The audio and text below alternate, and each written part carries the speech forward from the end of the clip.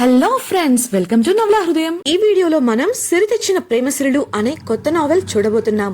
కథలోకి వెళ్ళిపోదాం రండి. గుమ్మంలో అనురాగ్ను చూసిన ప్రకాష్ అతడే పెళ్లి కొడుకు అని అర్థమై, చూడండి మీ మంచి కోరి చెప్తున్నా, వెంటనే ఈ సంబంధం వదిలేసి వెళ్ళిపోండి.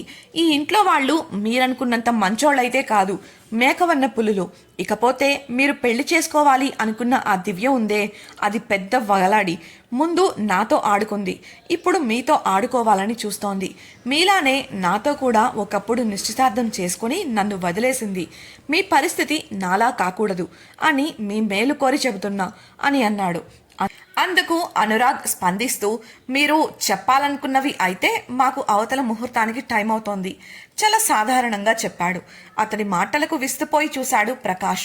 తాను దివ్య గురించి తప్పుగా చెబితే మగ పెళ్లి వాళ్ళు ఆమెను ఆ ఇంటిని చీకొట్టి చివాట్లు పెట్టి సంబంధం రద్దు చేసుకుని వెళ్ళిపోతారు అనుకున్నాడు. కానీ పెళ్లి కొడుకు ఇలా అనడంతో ఆశ్చర్యపోతూ, కానీ ఇలాంటి అమ్మాయిని ఎవరు చేసుకుంటారు, ఆమె క్యారెక్టర్ మంచిది కాదు అని అన్నాడు ప్రకాష్. దివ్యను నేను ఇష్టపడే పెళ్లి చేసుకుంటున్నాను, ఇందులో ఎవరి బలవంతం లేదు. తన గురించి నాకు బాగా తెలుసు. ఇక మీరు వచ్చిన పని అయితే వెళ్ళొచ్చు, చివరి మాటలను ఒత్తి పలుకుతూ అన్నాడు అనురాగ్. తన ప్లాన్ ఫెయిల్ అయినందుకు లోపలే రగిలిపోయాడు ప్రకాష్. ఏం చేసైనా సరే ఈ పెళ్లి ఆపాలి అని ఆలోచనలో పడ్డాడు.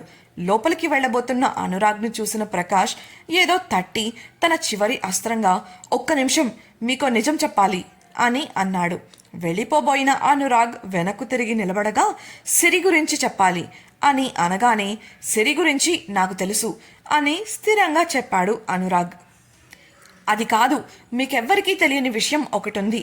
అదేంటంటే సిరి నాకు దివ్యకు పుట్టిన బిడ్డ. మాకు ముందు నుండే పరిచయం ఉంది. తను ప్రెగ్నెంట్ అయ్యేసరికి మరో దారి లేక మేము ఇంట్లో చెప్పుకొని పెళ్లి చేసుకోవాలి అనుకున్నాం అని గడగడా చెప్పేశాడు. దివ్య ఇంట్లో ఉన్నప్పటికీ బయట జరుగుతున్నవన్నీ ఆమెకు తెలుస్తూనే ఉన్నాయి. అతడి మాటలకు తన పెళ్లి చెడగొట్టాలని అతడు చేస్తున్న ప్రయత్నానికి ఆమెకు ఏడుపొచ్చింది. ఇక ఈ సంబంధం కూడా చెడిపోతుంది అన్న నిర్ణయానికి వచ్చి పీటల మీద నుండి లేవబోయింది. ఎక్కడికి దివ్య అని పార్వతి ప్రశ్నించగా తలదించుకొని అడ్డంగా తల ఊపుతూ ఉంది దివ్య. ఆమెకు నోట మాట రావడం లేదు. దివ్యస్థితి అర్థం చేసుకున్న పార్వతి నవ్వుతూ, పంతులు గారు, అబ్బాయి రావడానికి కాస్త ఆలస్యం అయ్యేలా ఉంది, మీరు అమ్మాయితో పూజ కొనసాగించండి అని చెప్పడంతో కన్నీళ్లు నిండిన కళ్లతో ఆశ్చర్యంగా పార్వతి వంక అపనమ్మకంగా చూసింది దివ్య. ఆమె ముఖంలో ప్రశాంతత, చెరగని చిరునవ్వు దివ్యలో ధైర్యాన్ని పెంపొందించాయి. బయట ప్రకాష్ మాటలతో అందరూ విస్తుపోయి చూస్తుంటే అనురాగ్ మాత్రం చిన్నగా నవ్వాడు.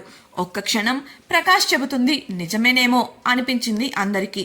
అనురాగ్ 4 అడుగులు ముందుకు వేసి, అవునా, కానీ మీకెలా పరిచయం, మీరు మొదటిసారి ఎక్కడ కలిశారు అని ప్రశ్నించడంతో తడబడ్డాడు ప్రకాష్. ఎలా అయినా అనురాగ్ను దివ్యతో నిశ్చితార్థం చేసుకోకుండా ఆపాలని గబుక్కున అలాంటి అబద్ధం చెప్పాడు. కానీ ఇప్పుడు అడిగిన ప్రశ్నలకు సమాధానం ఇవ్వలేక తడబడుతూ, పార్క్లో కాదు, కేఫ్లో కాదు, గుడిలో అంటూ మార్చి చెప్పసాగాడు. అతడి ఈ తడబాటే అతడు చెప్పేది అబద్ధం అని తేల్చేసింది. ప్రకాష్ నిజస్వరూపం అర్థమై పెద్దలంతా అతడిని చీదరించుకున్నారు. అప్పటికే అతడి అరుపులతో ఇరుగు పొరుగు ఎక్కడెక్కడి వారంతా ఆ ఇంటి ముందు గుమిగూడారు. అతడి తడబాటుకు, మిగతా వారి చీదరింపులకు అనురాగ్ పెదవులపై సన్నని నవ్వు విరిసిద్ది. అలాగా, ఎప్పుడు కలిశారు, ఎలా కలిశారు అని అనురాగ్ అడగగా క్షణం ఆలోచించి, పోయినసారి జరిగిన ఊరి తిరునాళ్ళలో కలిశాం, అప్పట్నుంచి ప్రేమించుకుంటున్నాం, కానీ అది చివరిలో నన్ను మోసం చేసింది దృఢంగా చెప్పాడు ప్రకాష్. అతడి మాటలకు అక్కడున్న వారికి మాటలు కరువయ్యాయి. ఒకరితో ఒకరు విసుక్కుంటూ మాట్లాడుతుంటే వారిని ఏమైందని అడిగాడు అనురాగ్. అందుకు ఒక పెద్ద మనిషి ముందుకొచ్చి, అసలు పోయినసారి తిరునాళ్ళ జరగలేదు బాబు, సరిగ్గా 7 నెలల క్రితం జరగాల్సింది. కానీ ముందటి రోజున కోనేట్లో ఎవరో పిల్లాడు ఈతకు వెళ్లి నీటిలోకి జారి చనిపోయేసరికి అరిష్టమని చెయ్యలేదు అని వివరించాడు. అందుకు ప్రకాష్ గతక్కుమనగా, అనురాగ్, నీకు అబద్ధాలాడటం చాలా బాగా వచ్చు ప్రకాష్.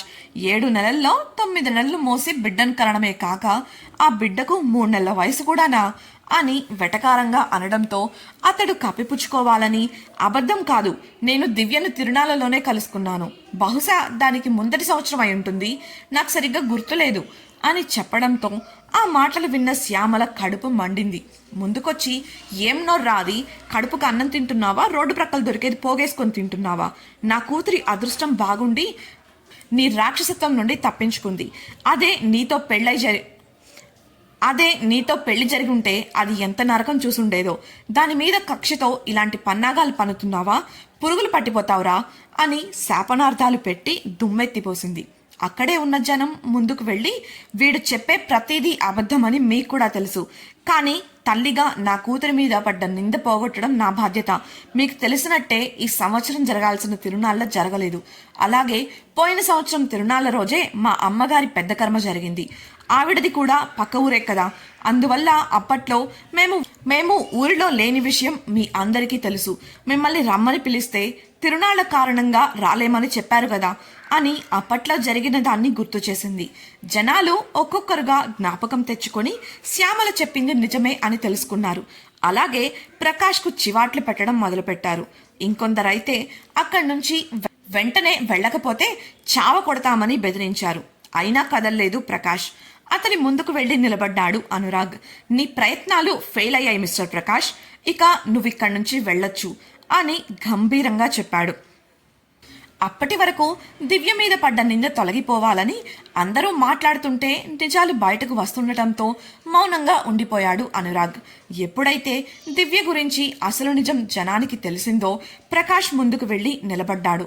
ప్రకాష్ తన ప్లాన్ ఫెయిల్ అయినందుకు రగిలిపోతూ, నువ్వు దాన్ని పెళ్లి చేసుకోకూడదు, అలా చేస్తే మీ ఇద్దరిని వదలను, నిన్ను నీ పరువును నడి రోడ్డుకు లాగుతాను, మరో దారి దొరక్క నేరుగా బెదిరింపులకు దిగాడు ప్రకాష్.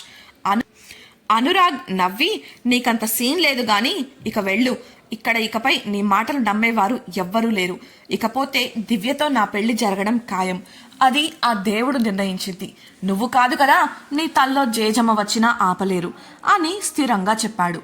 అతడి పెదవులపై చిరునవ్వు, కళ్లల్లో ఆత్మవిశ్వాసం నచ్చలేదు ప్రకాష్కు.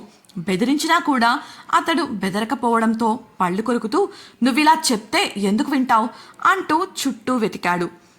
అతడికి కాస్త దూరంలో షామియానా సామాన్లలో వాడే ఇనుపరాడ్డు కనపడి ఆవేశంగా చేతిలోకి తీసుకున్నాడు. అతడి ఆవేశం అర్థమైన అనురాగ్, ఇదే నీకు ఆఖరి వార్నింగ్ మిస్టర్ ప్రకాష్, ఆవేశంతో దీన్ని ఖాతరు చేయకపోతే నువ్వు దీని కాన్సిక్వెన్సెస్ ఫేస్ చేయాల్సి ఉంటుంది, ఆలోచించుకో అని గంభీరంగా చెప్పాడు.